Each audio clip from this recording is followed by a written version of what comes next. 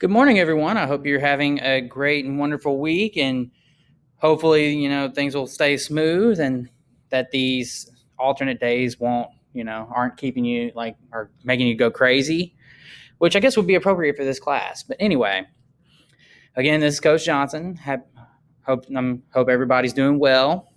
And today we're going to be talking about the different subfields or careers that are a part of psychology. And again, this is purely to kind of give you that base on which to form, what we're going to end up building throughout the year.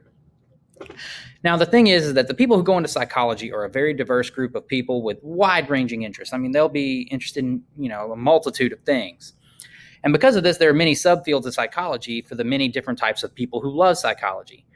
There's only really one goal that unites them, though, and that's to describe and explain behavior and the mind underlying it. Okay? Now, some scientists, some psychologists do basic research. They're aimed at discovering or investigating our mental processes or behavior. They basically just research for the sake of learning. Some of the following are such researchers. You have the biological psychologist who tries to explore how the brain controls behavior, mental disorder, genetics. So the link between the brain and the mind. Okay. And then there's the cognitive side of it, which is basically how we go from sensation, perception, memory, problem solving. And then there's also developmental, which is exploring how we grow, right? So you can see people grow and change and adapt and do all of these different things as they get older. And this is, as you can see from the video, this is what happens to us throughout our lives. And what is the links there between psychology and every other field? Then there's personality psychologists, who are people that develop personality tests. They look for personality traits that may contribute to a person's ethics, likelihood of breaking the law, basically what parts of personality, are affected, what traits create our personality, so to speak. Then there's social psychologists who may explore how people influence one another, through whether it's through positive means, like a group working together to achieve a common goal, or, something maybe a little less, a little bit more negative, which is, like a prejudice or a group or mob behavior. So essentially, anything that would exclude other people because of a difference that they may or may not have. And then there's industrial psychologists, or organizational psychologists. These are people who, study and advise on behavior in the workplace. They improve efficiency, productivity, and the satisfaction of workers. They work on better working conditions for employees. They work on getting more worker output from employees. And they may devise psychological tests for job applicants and help employees who may be having problems on the job. In short, their job is to help employees not only be more efficient and to be better at their jobs, but also to be happier in their jobs.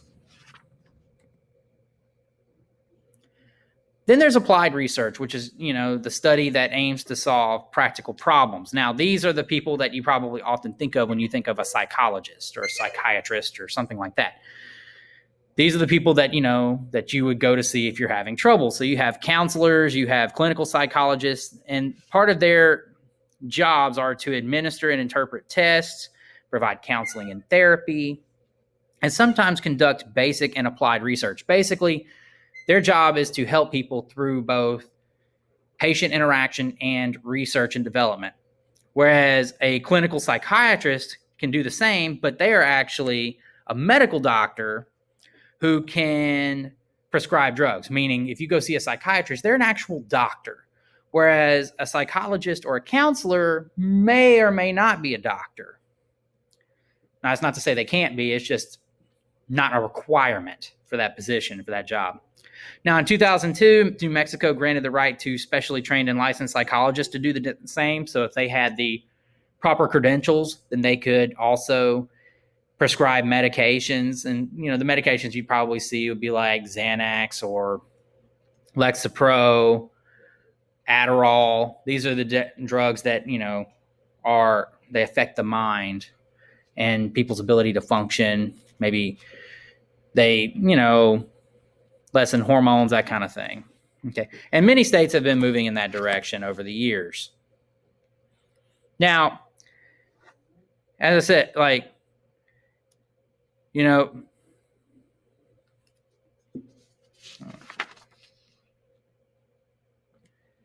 now, as a psychiatrist, that there's a clinical psychiatrist can do the same, but they are also, again, medical doctors. Now, you have other types of specialties. You have a school psychologist who is concerned with helping students who may have learning disabilities, and they, help them grow as students and to achieve their maximum potential. You have educational psychologists who focus on course planning and teaching methods for a school system rather than on individual students. They're looking at the broad outcomes. You have environmental psychologists who study the effects of environment on behavior. So, things like temperature, noise, those different factors. I mean, think about it.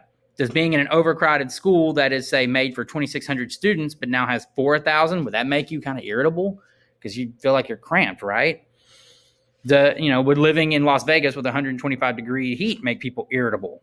What about smog in, say, like Los Angeles? Or here, just with our humidity and the fact that an air conditioner can go out at any time, or the fact that we have, bipolar weather. Whereas there's some days of the year where you have to plan for every single season in one day. Environmental psychologists are kind of going to be studying those kind of things. Then there's a consumer psychologist who studies the behavior of shoppers to explain and predict behavior. And if you ever notice that, in supermarkets where milk is shelved far away from the store entrance, even though it's one of the things that people buy the most, same thing with bread. A lot of times that's kept, in a far corner.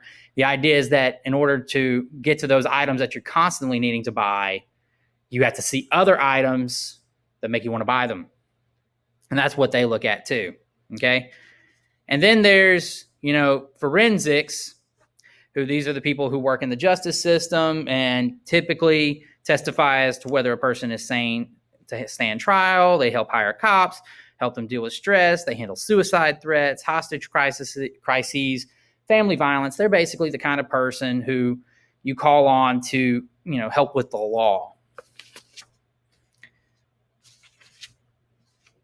And then, of course, there's, health psychologists who are looking for the links between psychology and our physical health. So the mind's effect on your body. And then, of course, like we said, the educational who are they help students and teachers. Now, again, let's play another game here of Name That Psychologist. So, I provide vocational and career guidance or help someone come to terms with the death of a loved one. Who am I? And if you guessed a counseling psychologist, you would be correct. I am interested in how biological, psychological, and social factors affect health and wellness or illness. Who am I? And again, if you answered a health psychologist, you have that. I'm interested in aging, especially in researching and developing ways to help elderly people stay as independent as possible. Who am I?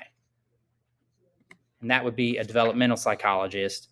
And last, I serve as human resources specialist, helping with staffing, training, and employee development in such areas as strategic planning and coping with organizational change. Who am I? And this one, of course, is the industrial psychologist.